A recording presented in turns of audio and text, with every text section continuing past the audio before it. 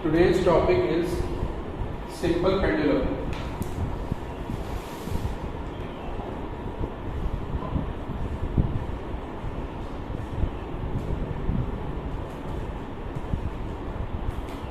Simple pendulum is a simple machine which was invented by the scientist Galileo Galilei. The credit of invention goes to the scientist Galileo Galilei. आप जाएंगे sir जब ना हमको 10 minute दे जाइएगा जब इधर से आप निकलेंगे। Galileo Galilei was a very famous scientist. He has contributed a lot of things in the physics. So he invented this pendulum, but the credit of making the first clock using the simple pendulum goes to Christian Huygens.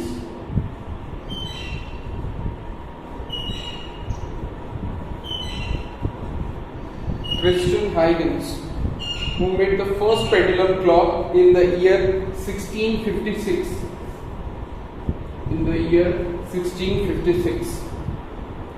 So what is this simple pendulum? Let's understand. From a rigid support, that rigid support may be anything. It may be the ceiling of your room also.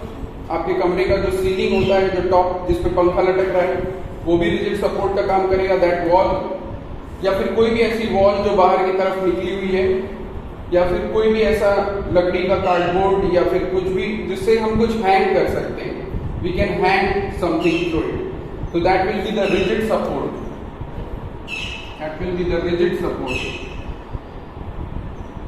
यानी उसमें strength होनी चाहिए कि वो hold कर सके.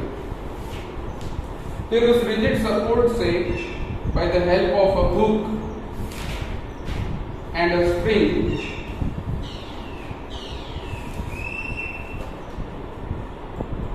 we will hang with the help of a string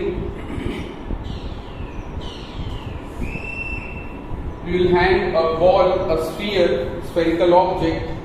That ball is called, in the case of pendulum, bob.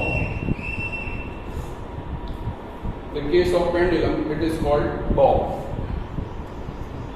So there are some terms which are important from the respect of simple pendulum.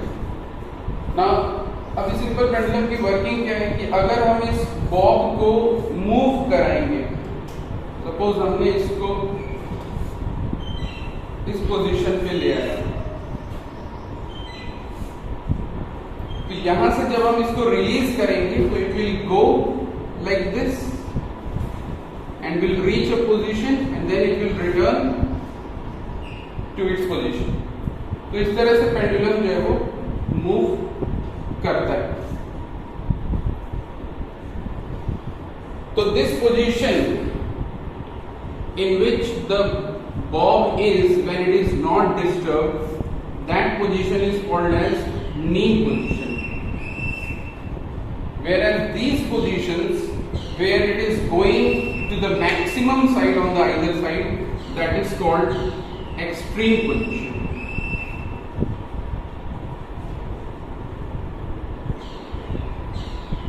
Extreme position. तो मैं बात कर रहा था कि इस simple pendulum जो कि एक सिंपल मशीन है, इससे रिलेटेड है कुछ टर्म्स. तो वो टर्म्स क्या हैं जो आपको जानना जरूरी है, जिसमें पहला आता है length of pendulum. Length of pendulum.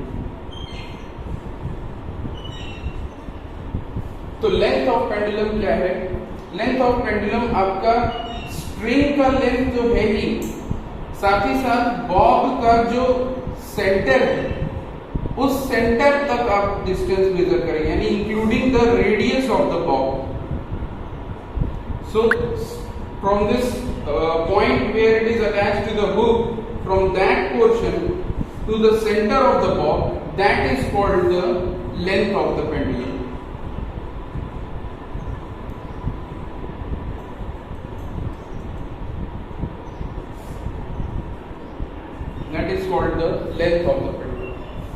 रखिएगा from the centre where it is attached to the hook to the point where there is the center of the bob.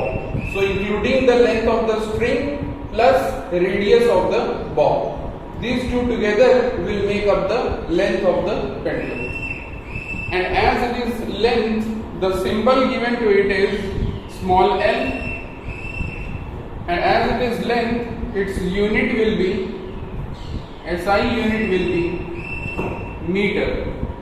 We will calculate it in meter.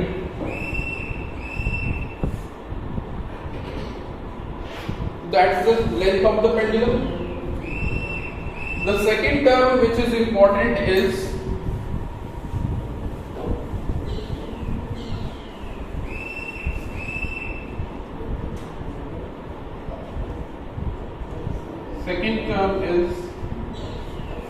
amplitude. Amplitude of the pendulum. So amplitude is what? Amplitude is basically the maximum displacement done by the bob on either side. किसी भी एक तरफ कितना दूर तक Bob जा रहा है, that is the amplitude of the pendulum. यानी अगर फॉर एग्जांपल हम बोले तो अगर हमारा बॉब रेस्ट पोजीशन में है और हम इसको यहां से इस पोजीशन को नाम दे देते हैं, let us name it as B. तो इसको हम बी से ले जा रहे हैं इस पोजीशन पे एक्सट्रीम लेफ्ट पोजीशन ए. तो ये जो डिस्प्लेसमेंट हुआ इस बॉब का, that displacement is called as amplitude. So it is the half of one cycle of a pendulum.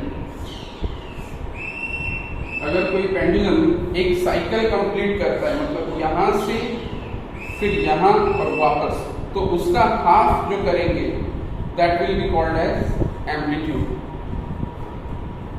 So this distance is the amplitude of the pendulum. The next term is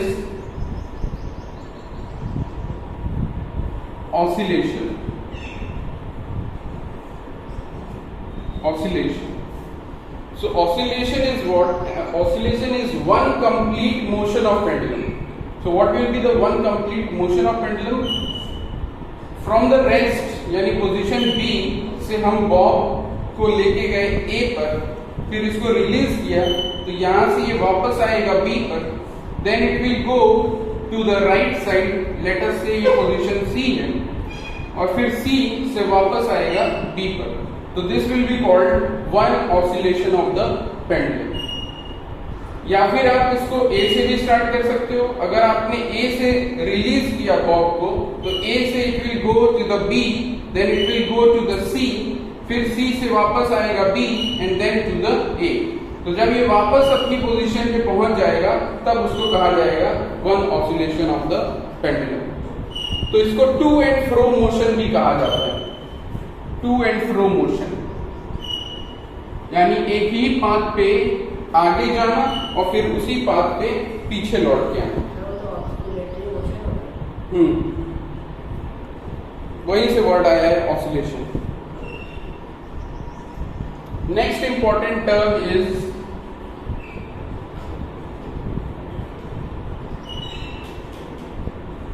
frequency. Next important term is frequency. तो frequency क्या है? Frequency is the number of oscillation done by the pendulum in 1 second.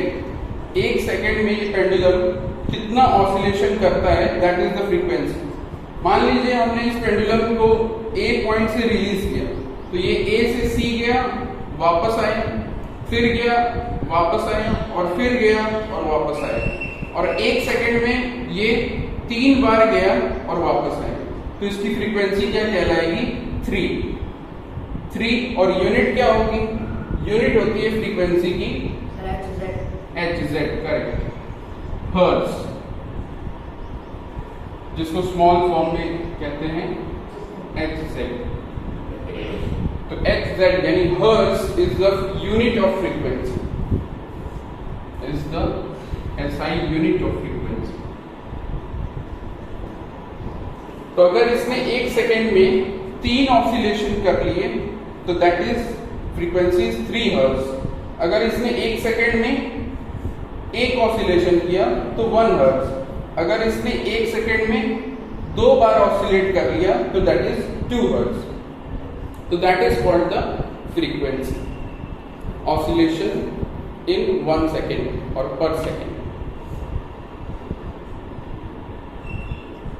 The next important term is time period.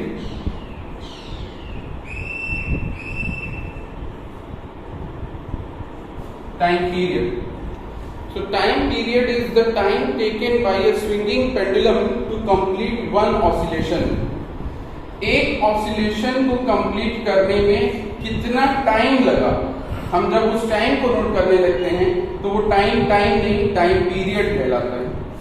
यानी एक position से अगर ये चलना शुरू कर रहा है तो A से C पर गया और वापस A पर आया, तो इस दौरान उसको कितना टाइम लगा, अगर हमने वो टाइम नोट कर लिया तो उसको कहा जाएगा टाइम पीरियड। तो टाइम पीरियड एक तरह का टाइम है, तो इसकी SI यूनिट क्या बनेगी? सेकेंड, क्योंकि टाइम की हमेशा SI यूनिट होती है सेकेंड। तो these were some of the important terms related to the simple pendulum. Next important thing is relationship between time period and frequency. Time period और frequency के बीच में क्या रिलेशन है? तो जैसे कहा जा रहा है कि अगर आप 5 सेकेंड में 10 बार क्लैप करते हैं, 5 सेकेंड में आप 10 बार क्लैप करते हैं,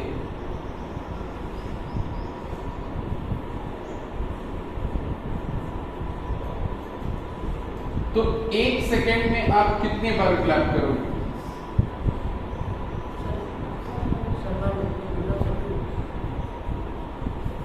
to claps.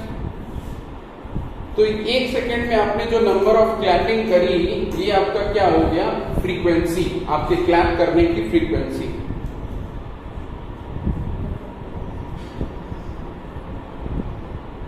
The number of claps which has been done in 1 second, that becomes the type of frequency. यानी आपके क्लैप करने की फ्रीक्वेंसी जो थी वो थी 2 क्लैप्स पर सेकेंड, तभी आप 5 सेकेंड में 10 बार क्लैप कर पाए ना, because 2 claps plus 2 claps plus 2 plus 2 and plus 2, so that makes up 10 claps. So in 5 seconds you did 10 claps. So that is the frequency. But अगर आपसे ये पूछा जाए कि आप 10 क्लैप्स करते हो 5 सेकेंड्स में, तो आप 1 क्लैप कितने सेकेंड में करोगे? So your answer will be 5 by 10, that is 0.5 seconds.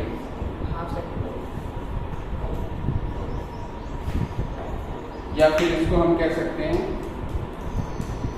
Half second, 1/2। तो आपने 1 क्लैप कितने टाइम में किया? 1/2 सेकेंड्स। तो ये हो जाता है आपका टाइम पीरियड, कि एक ऑसिलेशन, एक क्लैपिंग कंप्लीट होने में कितना टाइम लग रहा है, that becomes the time period. तो ये हाफ सेकेंड क्या है? Time period. और ये जो 2 क्लैप्स था वो क्या है? फ्रीक्वेंसी। तो दोनों एक दूसरे से कैसे हैं?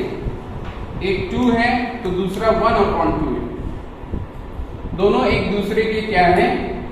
रेसिप्रोकल। तो यही रिलेशन दोनों में एग्जिस्ट भी करता है। Frequency is reciprocal of time period and time period is reciprocal of frequency. तो यहां से आप लिख सकते हैं T is proportional to 1/f और f is proportional to 1/d. Both are having reciprocal relations.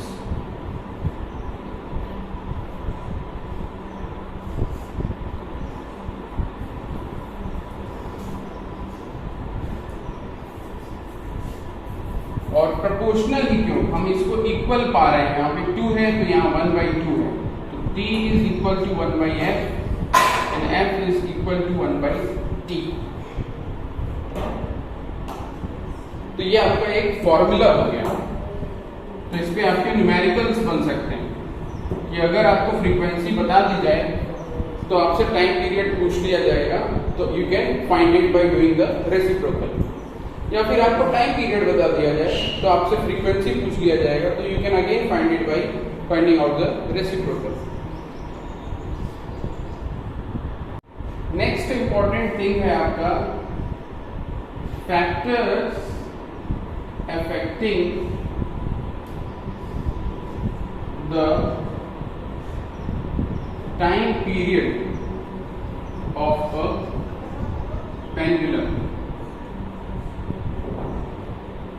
Factors affecting the time period of a pendulum.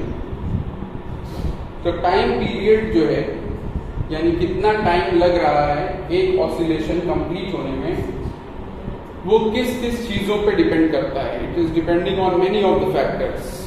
तो उनमें से पहला फैक्टर है लेंथ ऑफ द पेंडुलम, कि आपने जो पेंडुलम बनाई है उस पेंडुलम की लेंथ क्या रखी है।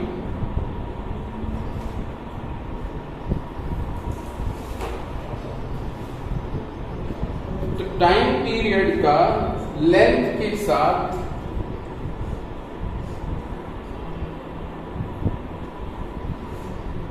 स्क्वायर रूट रिलेशन होता है। एक्सपेरिमेंट्स करके देखे गए, अलग अलग लेंथ रखा गया पेंडुलम का और टाइम पीरियड कैलकुलेट किया गया, तो पाया ये गया कि टाइम पीरियड चेंज हो रहा था किस हिसाब से, जब हम लेंथ का स्क्वायर रूट कर रहे थे तो टाइम पीरियड जो है उससे प्रोपोर्शनल था। हाँ, अभी हम एक एक करके सब पॉइंट पे आएंगे। पहला है लेंथ ऑफ पेंडुलम। तो लेंथ ऑफ पेंडुलम आपको फिर से याद दिला रहा हूं, जहां से पॉइंट से आपने हैंग किया है वहां से सेंटर ऑफ द बॉब वो आपका लेंथ रहेगा। तो वो लेंथ के स्क्वायर रूट रिलेशन से होता है time period, directly proportional to the square root of the length of the pendulum. तो यानी इससे आप ये भी समझ सकते हैं कि अगर आप लेंथ बढ़ाएंगे तो टाइम पीरियड क्या होगा, बढ़ेगा। अगर आप लेंथ घटाएंगे तो टाइम पीरियड क्या होगा, घटेगा। यानी अगर आपका पेंडुलम का स्ट्रिंग लंबा है तो उसको एक ऑसिलेशन करने में समय ज्यादा लगेगा, लेकिन अगर आपका पेंडुलम का स्ट्रिंग छोटा है तो उसको एक ऑसिलेशन करने में समय कम लगेगा। तो क्योंकि डायरेक्ट रिलेशन है दोनों में। दूसरा फैक्टर जिस पर डिपेंड करता है टाइम पीरियड, वो है acceleration due to gravity.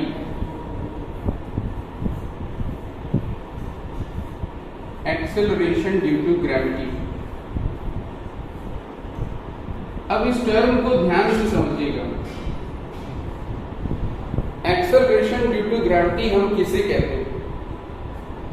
Acceleration एक टर्म है जो फिजिक्स में यूज किया जाता है तब जब वेलोसिटीज चेंज होती है। जैसे किसी ऑब्जेक्ट की वेलोसिटी स्टार्टिंग में u मीटर पर सेकेंड है और बाद में उसकी वेलोसिटी बढ़ के हो जा रही है v मीटर पर सेकेंड। तो ये जो वेलोसिटी में चेंज आया विद रेस्पेक्ट टू टाइम, इसको हम कहते हैं एक्सेलरेशन। तो आप चाहो तो अपनी नॉलेज के लिए इसको नोट कर सकते हो।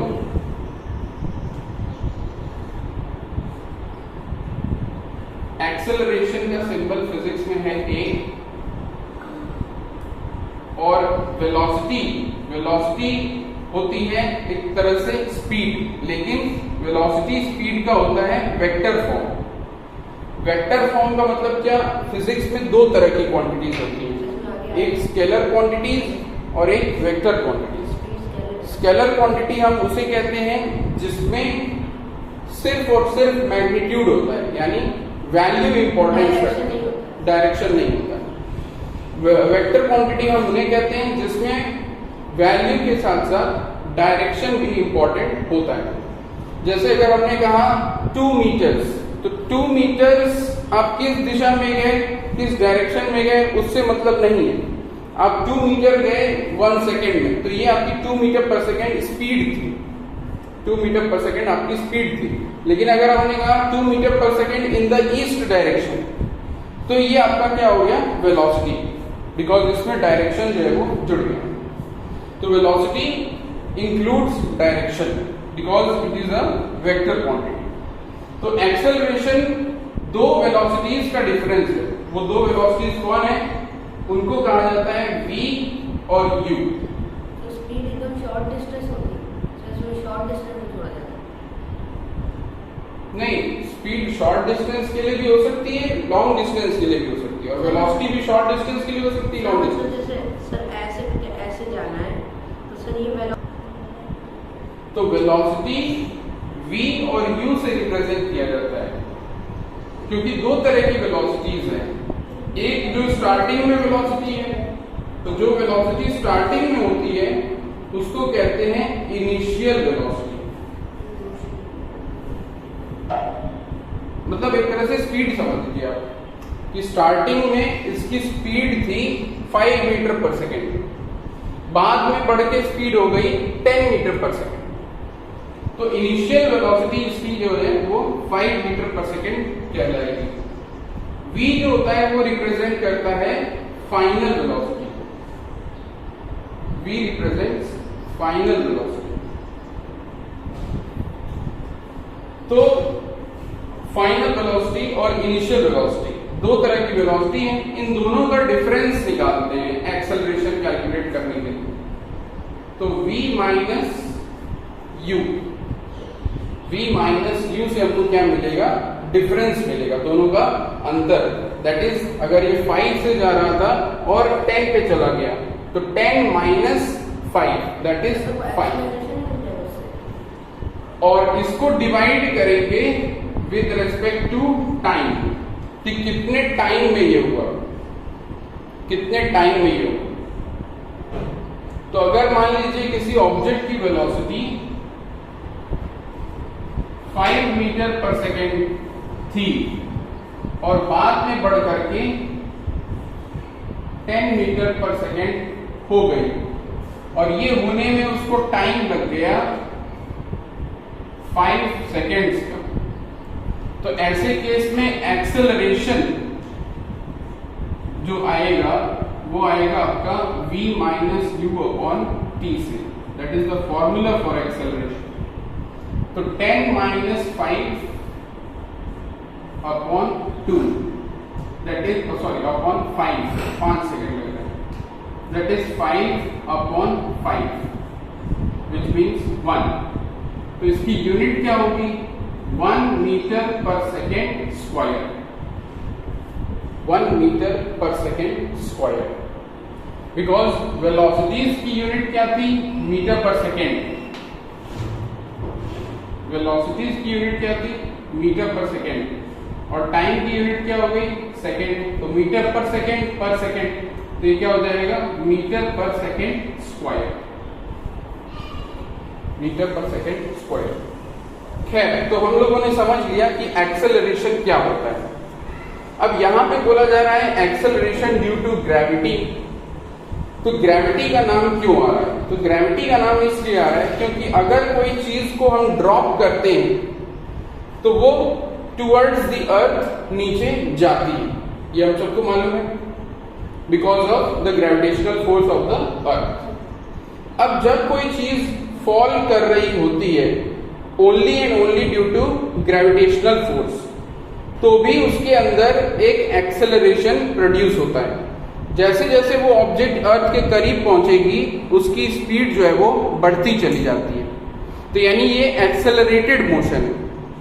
तो ये एक्सेलरेशन जो ग्रेविटी की वजह से आ रहा है ऑब्जेक्ट के अंदर, उस एक्सेलरेशन को एक्सेलरेशन ड्यू टू ग्रेविटी कहा जाता है, और उसको फिजिक्स में डिनोट किया जाता है बाय द सिंबल g, जिसकी वैल्यू अर्थ पे 9.8 मीटर पर सेकेंड स्क्वायर होती है।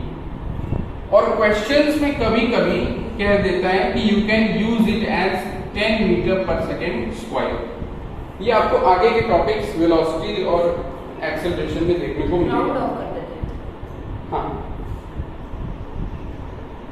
तो this is acceleration due to gravity. तो एक्सेलरेशन ड्यू टू ग्रेविटी का टाइम पीरियड से क्या लेना देना?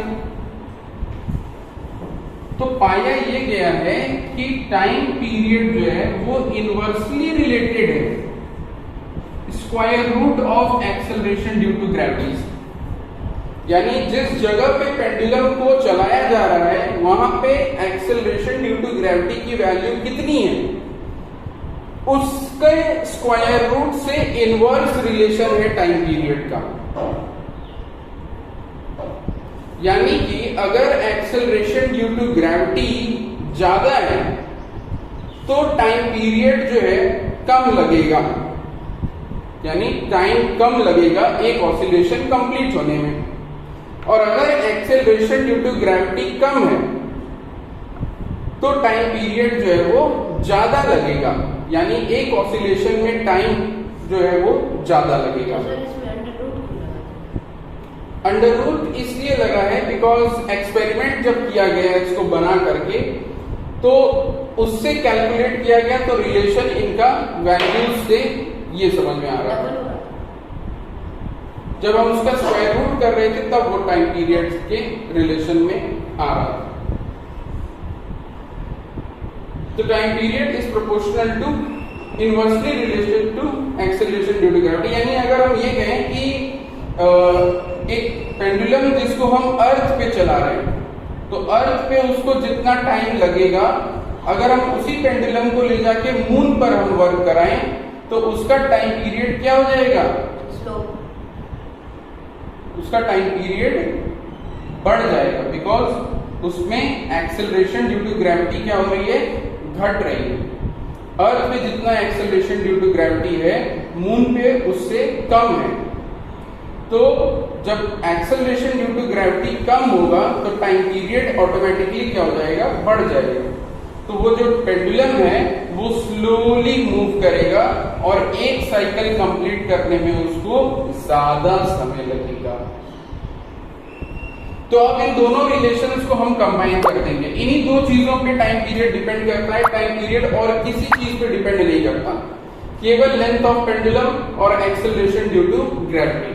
बाकी कोई भी कहे किसी भी चीज पे मास ऑफ बॉब या कुछ भी नहीं डिपेंड करता, टाइम पीरियड का उससे कोई लेना देना नहीं।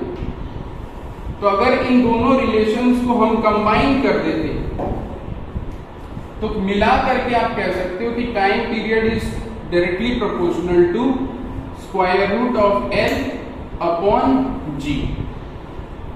Square root of l upon g. और जब यहां पे हम प्रोपोर्शनैलिटी की साइन हटाते हैं तो कोई कांस्टेंट से हमको मल्टीप्लाई करना होता है। तो वो कांस्टेंट एक्सपेरिमेंट करके और जो पाया गया और उसको रखा गया वो है यहां पर इस केस में 2 पाई।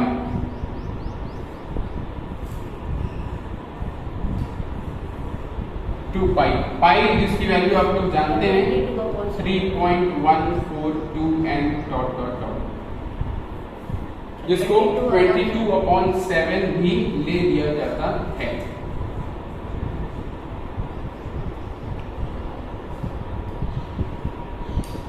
तो टाइम पीरियड आपका कैलकुलेट इस फॉर्मूले से होता है 2 pi under root l by g. फिर बात की गई है कि factors on which time period does not depend, यानी टाइम पीरियड किसके किसके ऊपर डिपेंड नहीं करता है। तो time period has no relation with the mass of the bob. आप बॉब को चाहे कितना भी हल्का बना लीजिए या कितना भी भारी कर लीजिए, टाइम पीरियड का उससे कोई रिलेशन नहीं है, टाइम पीरियड पे कोई फर्क नहीं पड़ेगा। अगर उसको 2 सेकंड लग रहा था एक ऑसिलेशन करने में, तो अगर वो भारी भी हो जाएगा तो भी उसको 2 ही सेकंड लगेगा ऑसिलेशन करने में। इसको आप एक्सपेरिमेंट करके चेक भी कर सकते हैं। आप अपने घर में आसानी से एक सिंपल पेंडुलम बना सकते हैं।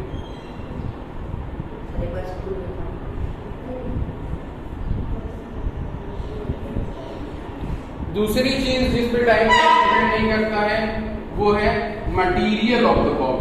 बॉब आपका किस मटेरियल से बना हुआ है, whether it is made up of plastic, whether it is made up of would, whether it is made up of iron, कोई फर्क नहीं पड़ता।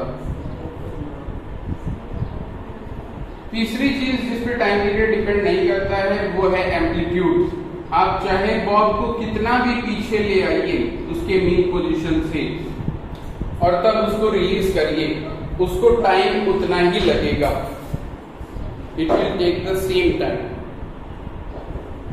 It does not affect the time period of pendulum.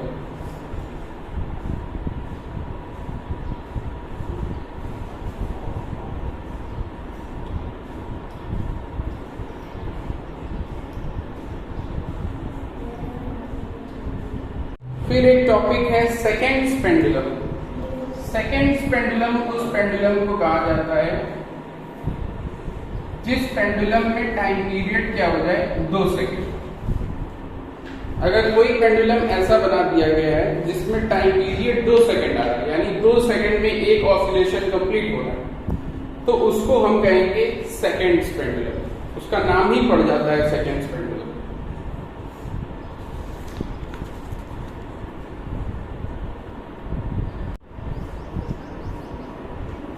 Next important topic is, जैसा कि मैंने आपको बताया already, physics में 2 तरह की क्वांटिटीज होती हैं।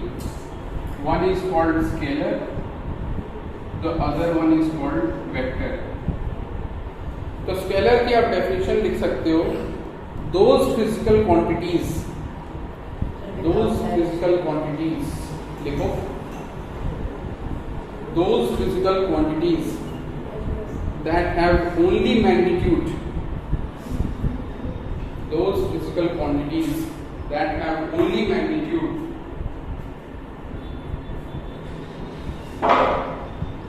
those physical quantities that have only magnitude,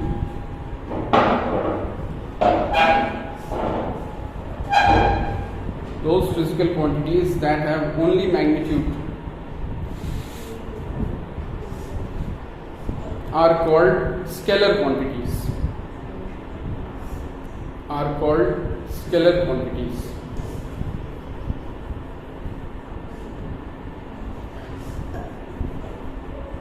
तो यानी वो क्वांटिटीज जिसमें सिर्फ वैल्यू इंपॉर्टेंस रखती है, वो क्वांटिटीज जिसमें सिर्फ वैल्यू इंपॉर्टेंस रखती है उसको हम स्केलर क्वांटिटी कहते हैं।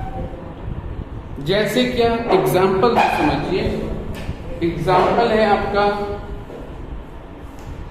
मास। मास में क्या हम बताते हैं, जैसे 50 ग्राम। तो इसमें कोई डायरेक्शन का मतलब है क्या?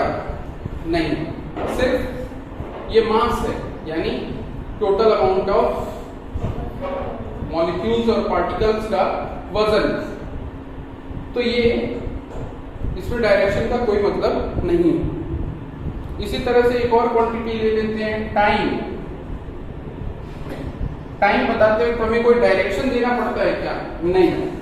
5 सेकेंड, 10 सेकेंड, 1 मिनट, 15 मिनट, ये काफी होता है। तो डायरेक्शन का कोई इसमें रोल प्ले नहीं है। वॉल्यूम, स्पीड,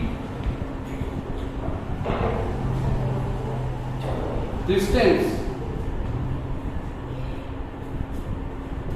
तो ये सारी क्वांटिटीज जो हैं वो स्केलर क्वांटिटीज, इसमें डायरेक्शन का कोई इंपॉर्टेंस नहीं।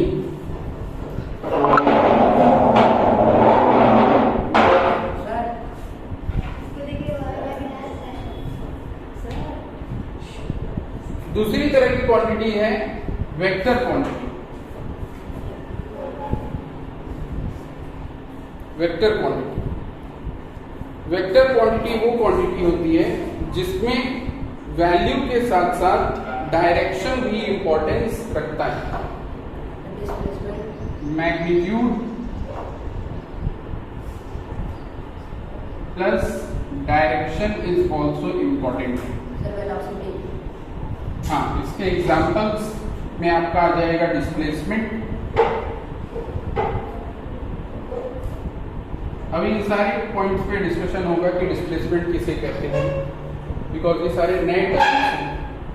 वेलोसिटी, एक्सेलरेशन,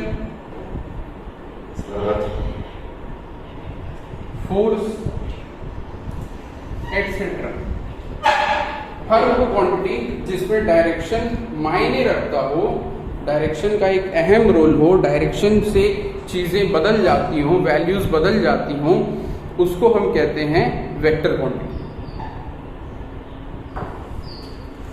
तो जैसे फोर्स, अगर यही एक ऑब्जेक्ट है, इस पे फोर्स लगाया जा रहा है 10 न्यूटन का राइट साइड में, और मान लो 5 न्यूटन का फोर्स इधर लगने लगा लेफ्ट साइड में, तो इस पे टोटल फोर्स कितना लग रहा है हम कैसे फाइंड आउट करेंगे? 10 Newton minus 5 Newton.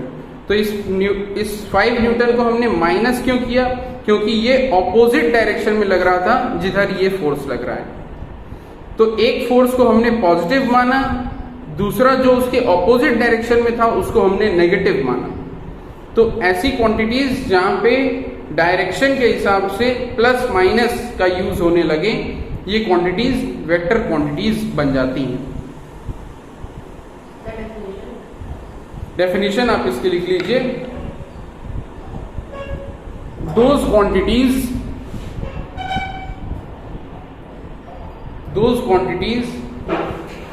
which can be completely defined, those quantities which can be completely defined only when those quantities which can be completely defined only when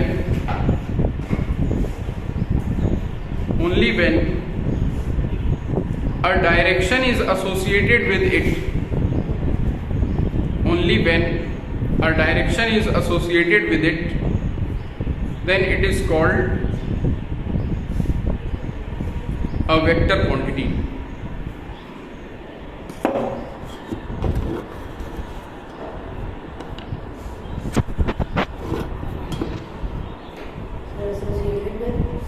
Associated with it, then it is called vector quantity.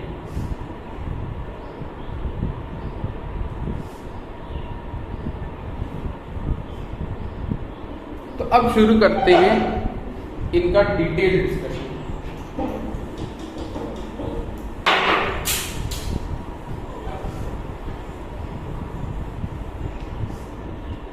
तो शुरुआत करते हैं distance. Distance के बारे में आप क्या जानते हैं? हम किसे कहते हैं डिस्टेंस? हम किसे कहते हैं डिस्टेंस? जब हम कोई ऑब्जेक्ट मोशन कर रहा हो और ड्यूरिंग दैट मोशन उसने कुछ दूरी तय करी, तो वो दूरी क्या हो जाती है? उसकी डिस्टेंस। अब वो दूरी चाहे वो स्ट्रेट पाथ में उसने कवर करी हो, चाहे वो उसने कर्व पाथ में जा करके कवर करी हो। सर कार में तो ऐसे ही होता है, थोड़ा पीछे में।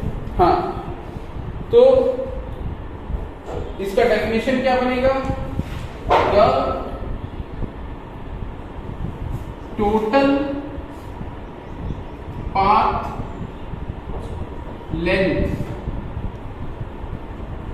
the total path length covered by an object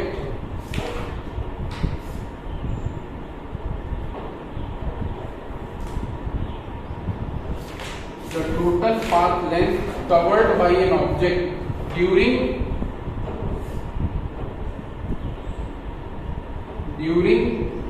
motion is called distance.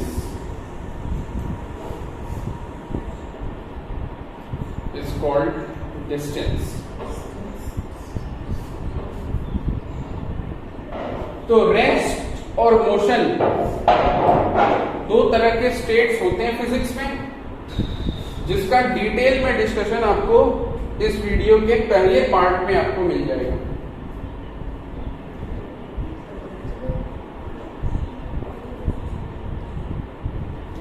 तो जब कोई ऑब्जेक्ट मोशन में होता है तो वो एक सर्टेन दूरी तय करता है। जितनी दूरी वो तय करता है, अगर हम उस सब को मेजर कर लें तो वो ये क्या बन जाता है, डिस्टेंस बन जाता है। इसमें ये बिल्कुल मायने नहीं रखता कि वो ऑब्जेक्ट सीधा गया या वो ऑब्जेक्ट घूम करके गया या वो ऑब्जेक्ट पहले कहीं और गया फिर उसके बाद गया। तो डायरेक्शन से कोई इसका रिलेशन नहीं है। जितना वो चलता चला जाएगा हम सारी दूरी को मेजर करेंगे। जैसे अगर आप कह लीजिए कि अगर एक ऑब्जेक्ट ए से बी पॉइंट पर जाता है और 2 मीटर की दूरी तय करता है तो उसके द्वारा डिस्टेंस कवर्ड जो कहा जाएगा दैट विल बी 2 मीटर्स। हाँ, यहाँ पे ऐसा यूनिट आप पहले लिख लीजिए। तो क्योंकि ये लेंथ है एक तरह की, तो इसकी एसआई यूनिट जो रखी गई है वो है मीटर। मीटर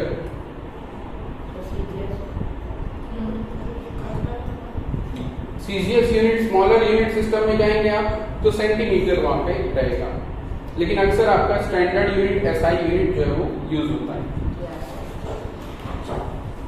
तो अगर कोई ऑब्जेक्ट ए से बी गया और उसको कोइंसिडेंटली स्ट्रेट पाथ था तो वहां पे डिस्टेंस कवर्ड कितना हुआ, 2 मीटर। लेकिन अगर मान लो आप कोई काम सीधा सीधा तो करते नहीं, आपको घर से from your home to school जाना था, तो आप पहले समोसे की दुकान पे गए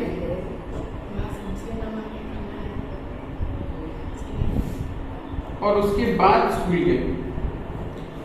तो आपके घर से समोसे की दुकान अगर मान लीजिए 2 मीटर पे थी और फिर 2 मीटर तो ज्यादा कम हो गया, तो इसका मतलब आपका समोसा की दुकान बगल ही में। अगर 200 मीटर थी और फिर समोसे से स्कूल तक की दूरी जो है वो 100 मीटर थी, तो इस केस में आपका डिस्टेंस का जवाब क्या होगा, 200 प्लस 100। जितना चलते चले जाएंगे सबको जोड़ते चले जाएंगे, डायरेक्शन से कोई मतलब नहीं है। डायरेक्शन से कोई मतलब नहीं है, जितना चलते चले जाओगे सब जुड़ता चला जाएगा, सब जुड़ता चला जाएगा।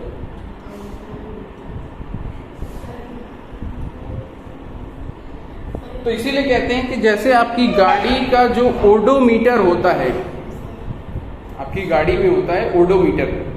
ओडोमीटर स्पीडोमीटर में दिया होता है बीच में, जो बताता है कि गाड़ी कितने किलोमीटर चली है। तो वो जो ओडोमीटर होता है वो आपको बताता है distance covered by the vehicle. उसने ये नहीं देखा कि आपकी गाड़ी सीधे गई या आपकी गाड़ी घूम के गई या आपकी गाड़ी उड़ के गई। रोहित शेट्टी की गाड़ी वो उड़ के जाए, वो सबसे मतलब नहीं होता उसको। बस वो गाड़ी चलते चली जा रही है तो वो काउंट करते चला जा रहा है। हाँ, वाटर पार्क पे भी जा रही है तो भी वो काउंट करते है। मेरी साइकिल जाती है। तो ये तो होता है डिस्टेंस। आई होप सो कि डिस्टेंस का मतलब क्लियर हो गया होगा सब लोग।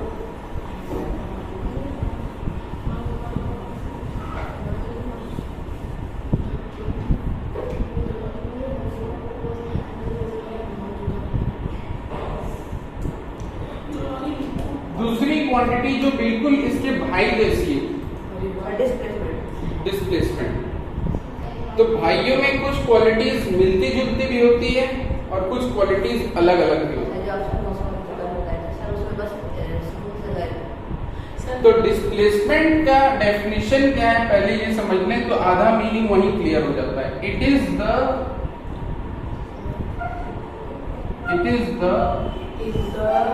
Shortest path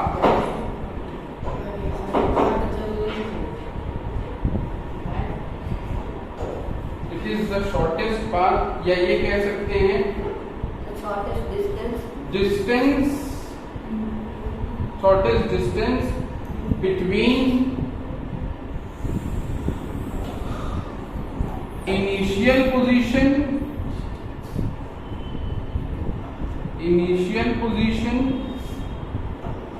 and final position.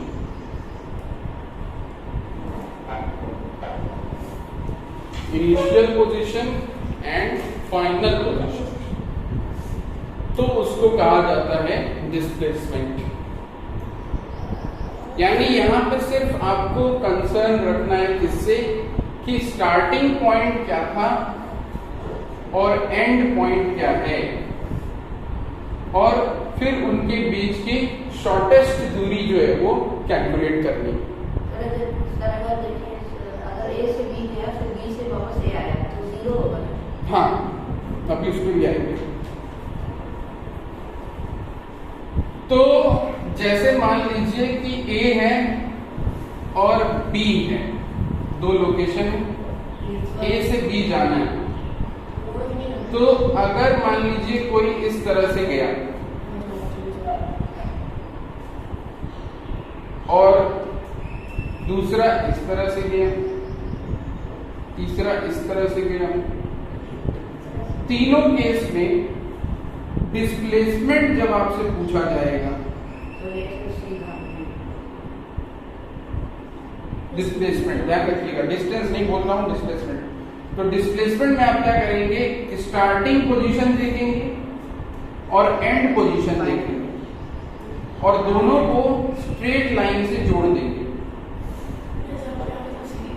क्योंकि स्ट्रेट लाइन ही जो है सबसे छोटी दूरी किसी भी दो पॉइंट के बीच में होती है। उससे छोटी दूरी आप कैलकुलेट नहीं कर सकते। तो जब भी डिस्प्लेसमेंट कवर करना होता है, डिस्प्लेसमेंट कैलकुलेट करना होता है, तो हम स्ट्रेट डिस्टेंस निकालते हैं बिटवीन द 2 पॉइंट्स। तो हो सकता है जब वो इस पाथ से गया हो तो उसको 2 किलोमीटर लगा हो पहुंचने में, तो डिस्टेंस का जवाब 2 किलोमीटर होगा। इस पाथ से गया हो तो हो सकता है उसको 1 किलोमीटर लगा हो, इस पाथ से गया हो तो हो सकता है उसको 3 किलोमीटर लगा हो। लेकिन डिस्टेंस तो ये अलग अलग हो सकते हैं। डिस्प्लेसमेंट अगर पूछा जाएगा तो वो ये स्ट्रेट लाइन दूरी होगी, और ये स्ट्रेट लाइन डिस्टेंस मान लीजिए आपका x किलोमीटर है। तो जो x किलोमीटर है वो आपका क्या है, डिस्प्लेसमेंट। और इसको बेहतर तरीके से समझते हैं, आपका घर, समोसे की दुकान,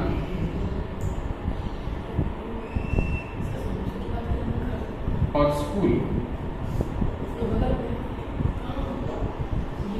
तो आपका घर से समोसे की दुकान का डिस्टेंस मान लीजिए है 3 किलोमीटर, और समोसे की दुकान से स्कूल की डिस्टेंस है 4 किलोमीटर। तो अगर आप ये जर्नी करके गए, तो इस केस में अगर कोई आपसे पूछे कि आपने डिस्टेंस कितना कवर किया, तो आप क्या बताओगे? 7 करेक्ट। 3 किलोमीटर प्लस 4 किलोमीटर, जितना चलते चले गए सब जुड़ता चला गया, तो 7 किलोमीटर आपका जवाब हो जाएगा डिस्टेंस का, ध्यान रखिएगा। लेकिन डिस्प्लेसमेंट जब पूछा जाएगा तो आपने होम को स्कूल से एक स्ट्रेट लाइन से कनेक्ट कर दिया। अब जब आपने स्ट्रेट लाइन से कनेक्ट कर दिया तो आप देख पा रहे होंगे ये लेंथ आपको कैलकुलेट करनी है। तो क्या ये एक राइट एंगल्ड ट्रायंगल नहीं है? ये बिल्कुल एक राइट एंगल ट्रायंगल, जिसमें आपका बेस का काम कर रहा है कौन? 4 किलोमीटर, और परपेंडिकुलर का काम कर रहा है कौन? 3 किलोमीटर। आपको क्या फाइंड आउट करना है? हाइपोटेनस। आपने पढ़ा होगा राइट एंगल ट्रायंगल में एक बेस होता है एक परपेंडिकुलर होता है और जो सबसे लंबी साइड होती है 90 डिग्री के सामने उसको हाइपोटेनस कहते हैं। नहीं पड़ेगा हमको। तो आज जान लीजिए एक राइट एंगल ट्रायंगल में जो जिसमें 90 डिग्री बन रहा होता है उसको बेस कहते हैं। उसके साथ वो दूसरा साइड जिसपे 90 डिग्री कनेक्टेड होता है उसे परपेंडिकुलर कहते हैं और 90 डिग्री एंगल के सामने वाली साइड उसे हम हाइपोटेनस। तो आपको यहां पे इस केस में हाइपोटेनस कैलकुलेट करना है। तो एक चाचा थे हमारे जिनका नाम था पाइथागोरस। तो उन पाइथागोरस चाचा ने बताया कि बच्चों जो हाइपोटेनस का स्क्वायर होता है ना वो बेस का स्क्वायर और परपेंडिकुलर का स्क्वायर मिला दो तो उतना ही होता है।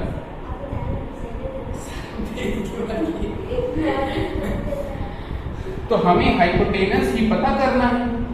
तो अगर हम यहाँ से स्क्वायर भी हटा देंगे तो स्क्वायर दूसरे साइड जाके क्या बन जाएगा? अंडर रूट या स्क्वायर रूट। अंडर रूट नहीं होंगे, अंडर रूट नहीं।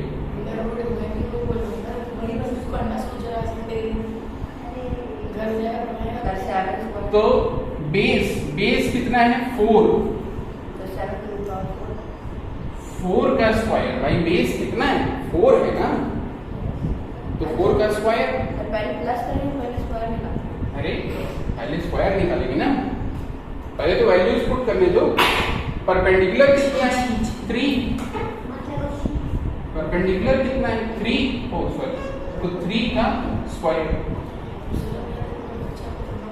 परपेंडिकुलर कितना? 3, तो 3 का स्क्वायर। तो ये क्या हो गया? Square root. ओके, तो आई नहीं। हाँ अब आ रहा। ये क्या हो गया? Square root. 4 का स्क्वायर कितने मेरे प्यारे बच्चों? 16। 3 का स्क्वायर 9। तो अंडर रूट 16 प्लस 9, 16 प्लस 9 होता है कितना मेरे प्यारे बच्चों? 25। 25। और 25 का स्क्वायर रूट क्या आएगा? 25 का स्क्वायर रूट मतलब वो नंबर ढूंढिए जिसको उसी में मल्टीप्लाई करें तो 25 आए। तो 2 2 जा 4, 3 3 जा 9, 4 4 जा 16 और 5 5 जा 25। तो वो नंबर कौन है? 5।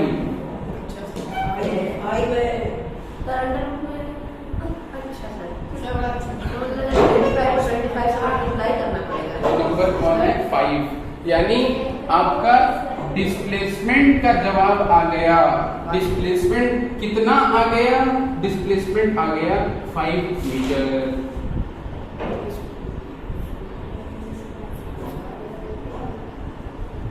तो देख लीजिए भाई, क्लियर है? डिस्टेंस अलग है, डिस्प्लेसमेंट अलग है।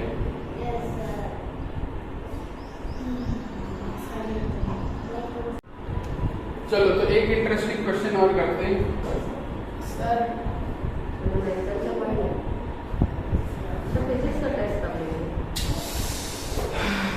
पॉइंट ए इससे पॉइंट बी की दूरी मान लीजिए है 30 मीटर और एक रेक्टेंगल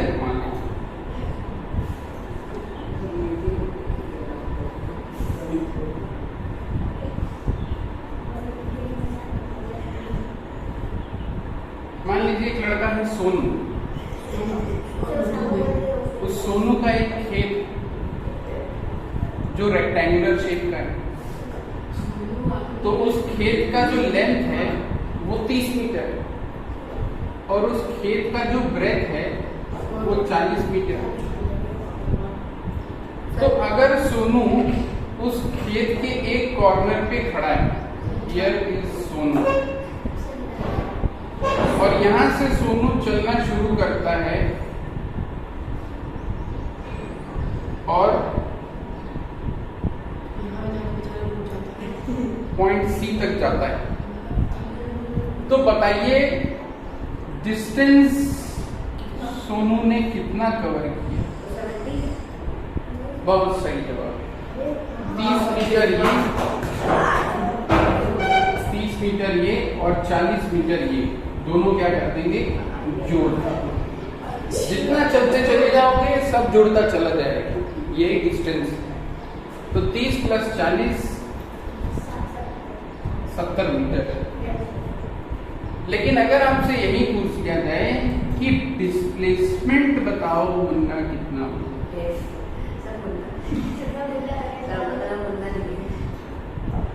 तब क्या बताओगे?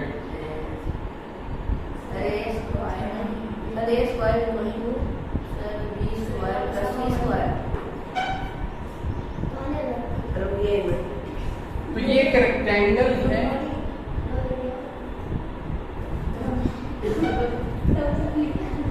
रेक्टेंगल में भी हर एंगल क्या होता है? 90 डिग्री होता है। अगर ए से सी पे पहुंचा है सोनू, तो शॉर्टेस्ट डिस्टेंस मतलब straight line, straight path connecting both the points. तो एसी डिस्टेंस कैलकुलेट कर लोगे तो डिस्प्लेसमेंट का जवाब मिल जाएगा। तो मेरे प्यारे बच्चों, क्या ए बी सी, 50 मीटर, क्या ए बी सी करेक्ट, बिल्कुल सही जवाब। क्या ए बी सी एक राइट एंगल ट्राइंगल नहीं है? क्या ए बी सी एक राइट एंगल ट्राइंगल नहीं है? है, जिसमें ये 30 मीटर बेस का काम कर रहा है और ये 40 मीटर परपेंडिकुलर का काम कर रहा है। तो हमें ये हाइपोटेनस ही तो जानना है। तो अभी मैंने सिखाया हाइपोटेनस कैसे निकालते हैं। एच स्क्वायर, तो hypotenuse is under root of B square plus P square. तो अंडर रूट ऑफ बेस हो जाएगा ए बी और परपेंडिकुलर हो जाएगा बी सी। तो अंडर रूट ए बी आपका 30 का स्क्वायर और BC आपका है 40, तो 40 का स्क्वायर। तो 30 का स्क्वायर हो जाएगा 900।